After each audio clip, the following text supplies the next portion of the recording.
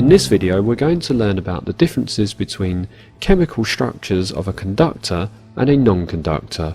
This will be used to explain why different solids do and do not conduct electricity.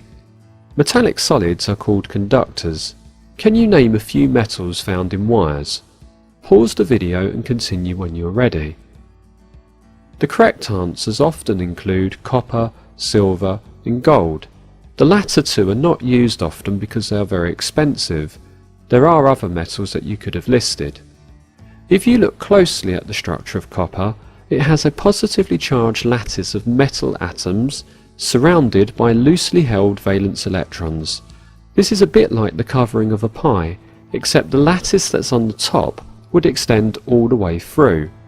The loosely held electrons are free to move randomly in a metal, but once a battery or source of voltage is applied, the electrons flow in one direction, generating an electric current in the metal. Some materials offer hardly any electrical resistance to the flow of current or the movement of these electrons.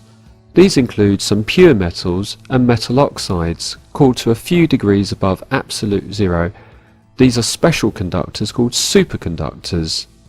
Some non-metal conductors like graphite, a form of pure carbon, or solutions of salts forming electrically charged ions will conduct electricity, but these have more resistance.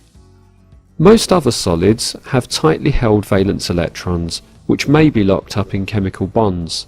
Some examples include solid salts, ionic substances like sodium chloride, sulfur, an element, polythene, a polymer, and glass. The electrons in these examples are not free to move, and so are non-conductors. What is the other term used to describe a non-conductor? The correct answer to describe substances that do not readily conduct heat or electricity is an insulator. Did you get it right? Here's a challenge. How can you get an electric shock? You, after all, are an insulator. Pause the video and think about this. When you're ready, please continue.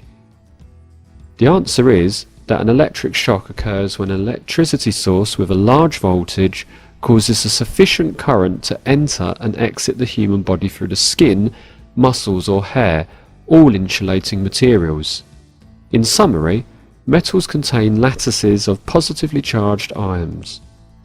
The electrons are loosely held and are free to move between the metal atoms. When a voltage is applied, a current is able to flow. Some materials, like pure metals and some metal oxides, when supercooled, are exceptionally good conductors. These are superconductors.